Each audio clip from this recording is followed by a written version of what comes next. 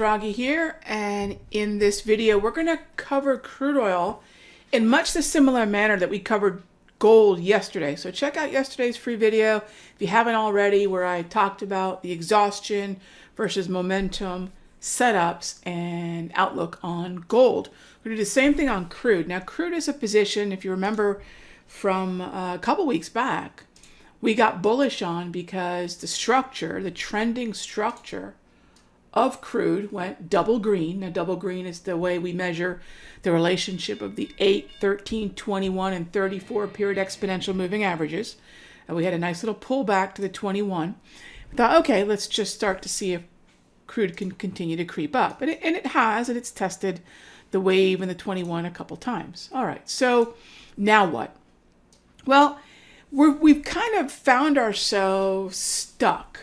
All right, kind of stuck in this area. And we have today, after the close, the API private inventory numbers, and then tomorrow the EIA numbers. So we're going to get some volatility in crude.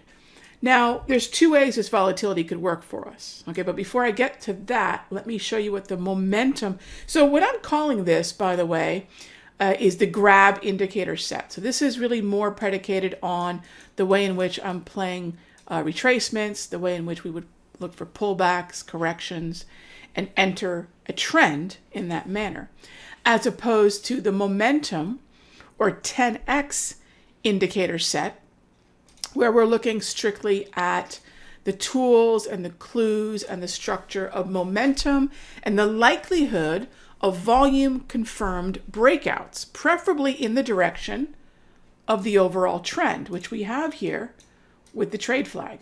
Okay, so I want to be long or nothing. So again, you can see that we're kind of squashed up here. So the momentum is bullish. All I'm waiting for is a confirmation of either the acceleration of two short exponential moving averages crossing, all right, or looking at a pullback. Now, we could get either or. When we have a catalyst like the EIA tomorrow, what we have is the ability to maybe get a volume breakout or maybe get a pullback. Now, this isn't as 50-50 as it sounds. We're just waiting to see which criteria is met.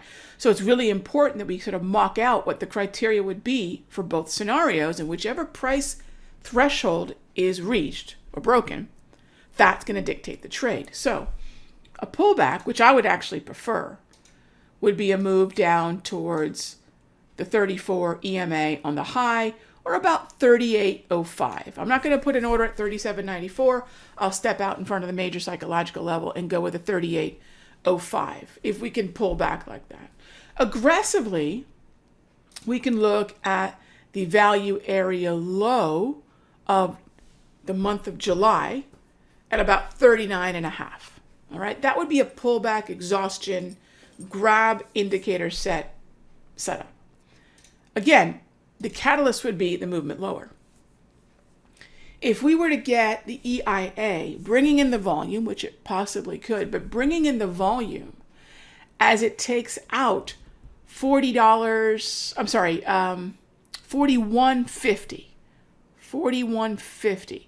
As we can, if we get a what's known as a volume strength or conviction dot with this 10x momentum structure through the value area high right around 41.50, and actually that might be even closer to, yeah, about 41.50. I'd play that one.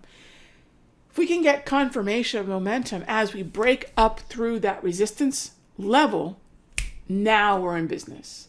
All right, now we would look for a buy that is a volume breakout accompanying a catalyst. But if we don't get that move higher and instead get the move lower to the two price levels I talked about for a pullback buy, then that's what I'll do.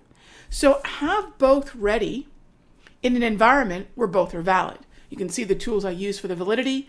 We know the catalyst, we know the levels, and that's what I'll be looking at tomorrow on the daily chart of gold. Now in the premium video, I'll get into the way that we play our first come, first serve using the hourly price movement ranges in crude.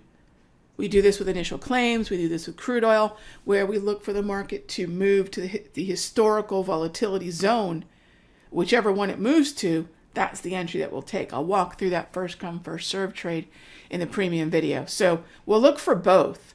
I mean, ideally, the first come, first serve trade would be one that moves to the bottom and gives us an intraday buy as well as maybe an end of day buy confirming as well. That'd be ideal. Okay. All right. Hope that helped. I'll see you in the next update.